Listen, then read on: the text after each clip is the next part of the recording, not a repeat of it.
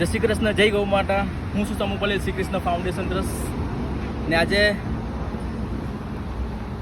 જન્મ દિવસ છે. કહે છે ને કે ભલે ગુજરાતી આપણા વિદેશમાં રહે પણ ગૌ માતાને ખવડાવવાનું ભૂલતા નથી.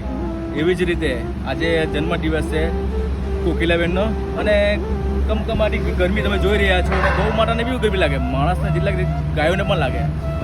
આજે ગૌ માતાને રસ, કેરીનો ઠંડો રસ ખવડાવી રહ્યા છે. અને તરબૂચ ખૂબ જ સરસ તમે જોઈ શકો છો.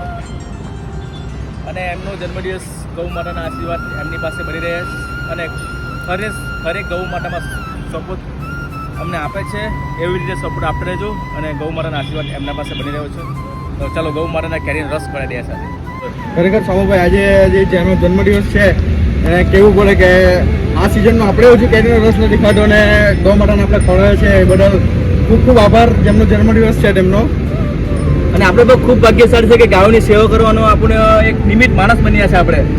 અને ખરેખર આવા સપોર્ટિવ માણસ આપણા સાથે જોડાઈ રહે ને તો આપણે ખૂબ ગૌ માતાની સેવા કરીશું. ભલે તમારી ન થાય તો આવા અમે લોકો બેઠા છે ગૌ માતાની સેવા કરવા, બસ સપોર્ટ કરતા રહેવું. હજુ ગાયને ખવડાવવાનું છે રસ.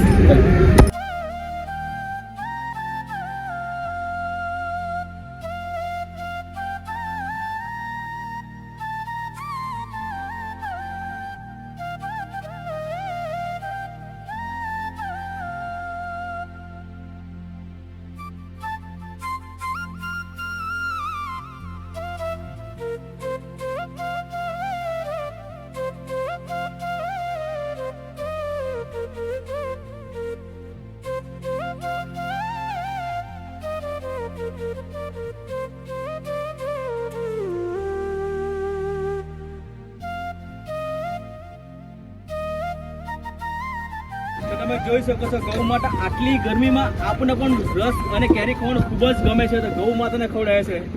ઘણા લોકોએ તો રસ ને કેરી ખાધી પણ નહીં હશે. રસ અમે ગૌ માતાને પહેલા ખવડાવી. કેટલી સરસ ખાય છે.